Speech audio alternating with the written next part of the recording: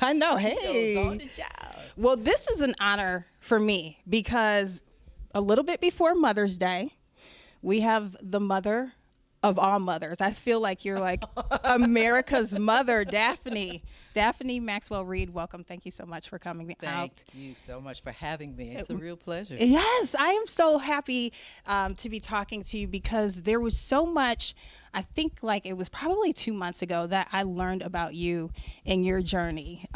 First starting out being Northwestern University's first Black homecoming queen. Yeah. That was truly an honor. And then just like hearing the story behind that.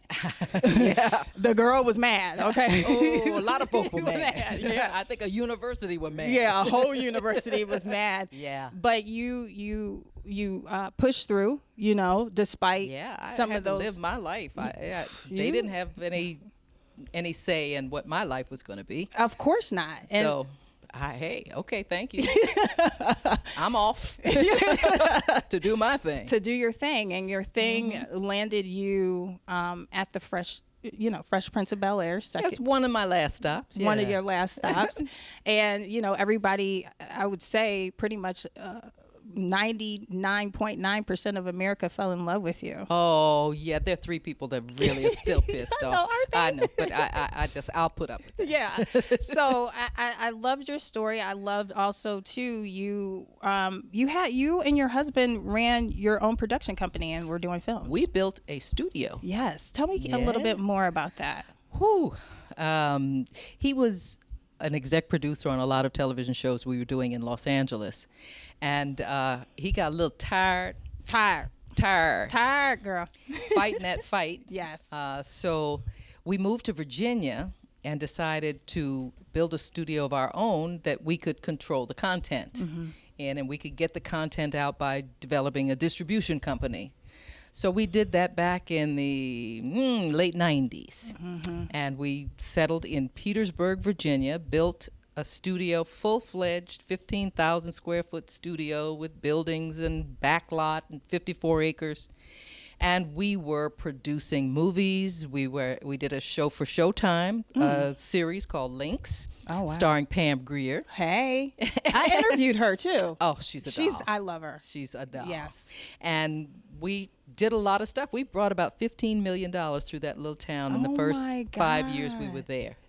So we did that for years, and then the paradigm shifted. People started shooting up in Canada, where they were giving tax benefits, and then other states started giving tax incentives to shoot in their states, and we could not get the legislature in Virginia to do those tax incentives. So our clients went to the other states, and it was a struggle to try to find funds to do the things that we wanted to do. Right. So we said, okay, next.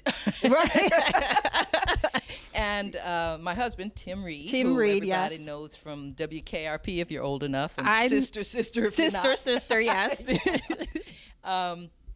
He started an institute to train filmmakers because we were taking interns from the universities and finding out that they were not being trained in how to work in the industry. They wanted to be in show business, but they weren't getting the tools to get there. Yeah. So he started a filmmaking institute called the Legacy Media Institute, and now we are in Richmond. We've sold the studio, and we moved on up to Richmond, and he has a studio there, and he's all over the world training filmmakers and having a wonderful, what he calls a brain dump of all these wonderful things that he learned, and getting students to understand the responsibilities inherent in media. Yeah, I think that that's very important. And one thing that I loved and I learned too about you and your husband have always been advocates of making sure African Americans were very prevalent, not only in media, but in school, had opportunities. You were just here recently at Northwestern. I'm here this weekend for that. You're here, yes. That's another reason why you're here. So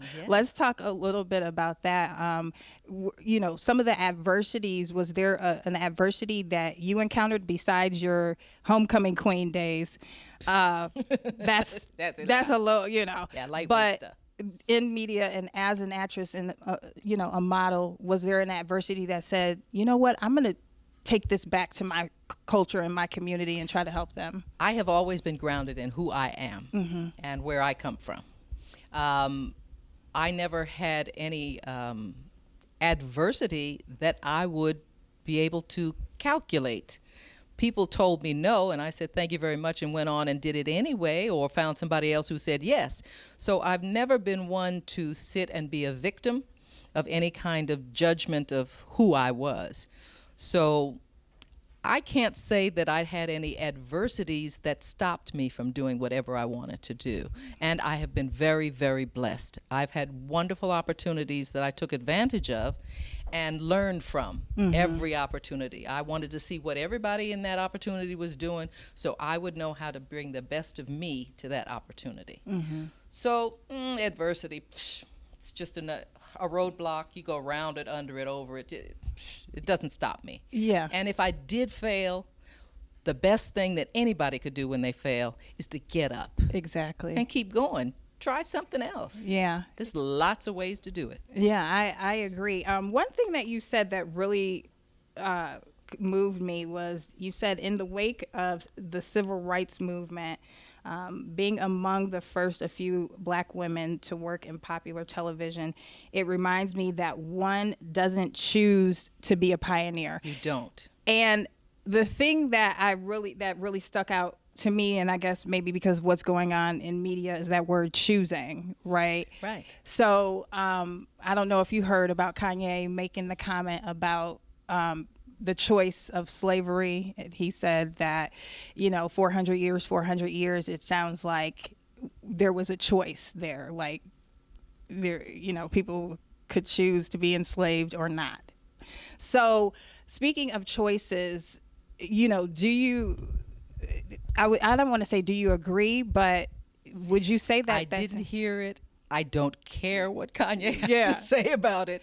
It's not somebody I listen to for information. Of course, but just being about the movement, the civil rights movement, and what people had to go through during that time. It was a part of our lives. My mother made choices that affected how I got to live my life. She moved from South Carolina up to New York. I grew up in New York City, which was a wonderful place to raise a child in the 50s and 60s when there were so many outlets and opportunities and a totally international, just New York is everybody from everywhere. So there was no distinction of I couldn't do something because I was a black child. Didn't run into that till I got to Northwestern. And somebody said, I said, I'm moving into my room, and a girl was standing there. She said, I'm not rooming with no niggas. And I said, well, where are they? I didn't know what the girl was talking about. But I said, I'll take a single room, please. Right. So what we are commemorating, this 50-year anniversary we're doing this weekend. Yeah. With Northwestern University, we had very few black students at Northwestern when I was there. My class started out with 36 in the whole school. Wow. And the next year, we got another 100. But that year, 1968, King was assassinated, and a month later, our leaders of a group of black students who just needed a place to be comfortable, they marched us into the bursar's office, and the bursar's office is where they did all the money. It was the only computer on Northwestern's campus. It was running the university. We took over the building. We locked everybody out, and we stayed in there for 38 hours while our leaders negotiated with the university for more African-American studies, more African-American teachers, more African-American experiences, a place to hang out, dorm rooms where we could feel comfortable with each other. And we got a lot of it. So it was a wonderful experience for me. A lot of the kids who were in there were going, didn't you think about getting kicked out of school and what your mama was going to say? I'm going, I called my mama. And my mama said, if you need bail money, let me know. I'll send it to you. I was very much an activist, as my mother was. Yeah. We were peaceniks way back before the Vietnam War. We were activists in my community. Right. So it was nothing new to me.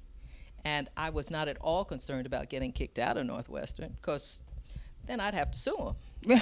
We could do that too. Yeah. Yeah. So Yeah, no, I love it. I love your journey from now after, the Fresh Prince.